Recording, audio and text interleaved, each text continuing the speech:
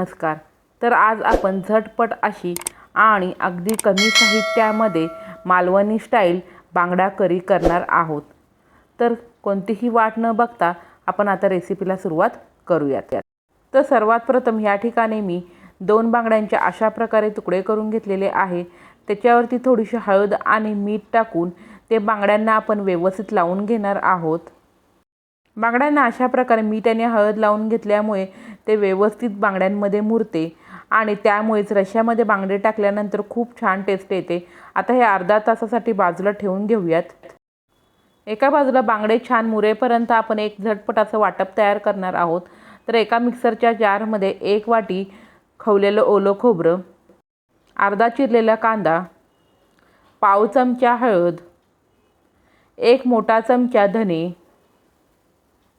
त्यानंतर 1 मोठा चमचा लाल तिखट। लाल तिखट हे तुमच्या तिखटाप्रमाणे तुम्ही कमी जास्त करू शकता। आणि 1 मोठा चमचा काश्मीरी लाल मिरची पावडर। काश्मीरी लाल मिरची पावडरमुळे करीला कलर छान येतो। त्यानंतर 8 ते 9 लसूण पाकळ्या। वाटताना थोडे पाणी टाकून हे बारीक असे मिक्सरला वाटून घ्यावे। तर या ठिकाणी पहा, अशा प्रकारे मी एकदम बारीक असं मिक्सरला वाटून घेतलेलं आहे। तर आता आपण फोडणीची तयारी करूयात। एका कढईमध्ये 1.5 पळी तेल टाकून घेऊयात। गॅसची आच ही मध्यमच असावी।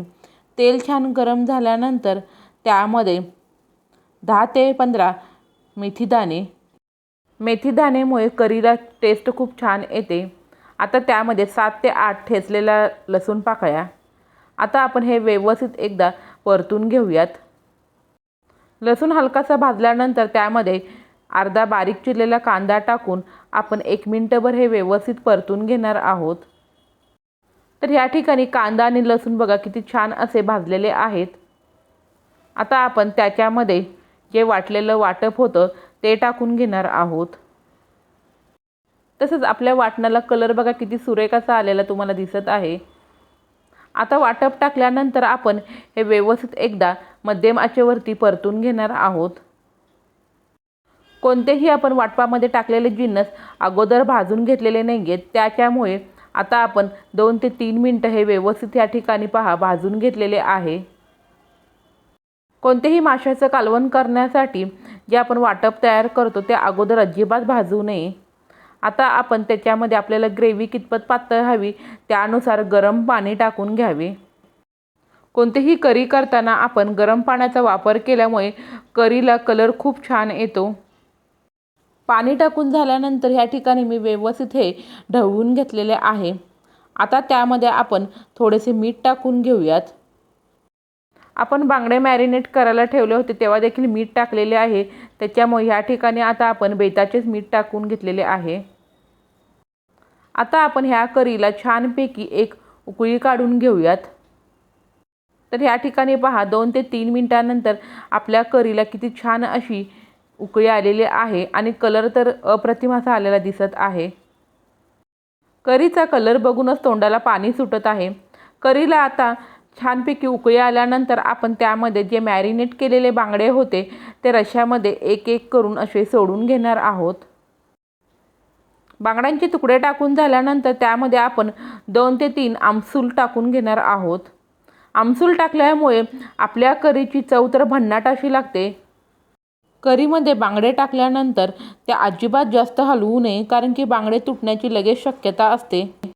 आता त्यावर झाकण ठेवून आपण 5 मिनिटांसाठी छानपैकी करी शिजवून घेऊया। 5 मिनिटांनंतर मी त्यावरील झाकण काढून घेतलेले आहे आणि मासे तर शिजायला अजिबात वेळ लागत नाही। तर या ठिकाणी पहा किती छानपैकी आपल्या करीला कलर आलेला दिसत आहे। करीमधील बांगडे व्यवस्थित शिजलेत का नाही ते आपण पाहूयात। व्हिडिओत दाखवल्याप्रमाणे आपण सुरीच्या साहाय्याने बांगडे चेक केलेले आहेत आणि बांगडे आपले परफेक्ट असे शिजलेले दिसत आहेत। तर सजावटीसाठी मी थोडीशी कोथिंबीर टाकून घेतलेली आहे। सर्विंग बाउलमध्ये आपण आता करी काढून घेऊयात। तसंच ही करी चपाती, भाकरी आणि भाताबरोबर तर अप्रतिम अशी लागते। तर तुम्ही देखील अशाच प्रकारे बांगडा करी करून बघा आणि कशी झाली ते मला कमेंट बॉक्समध्ये सांगायला अजिबात विसरू नका। माझी रेसिपी तुम्हाला आवडली असेल तर नक्की लाईक करा, जास्तीत जास्त शेअर करा आणि महत्त्वाचं म्हणजे माझ्या चॅनलला सबस्क्राईब करा। धन्यवाद।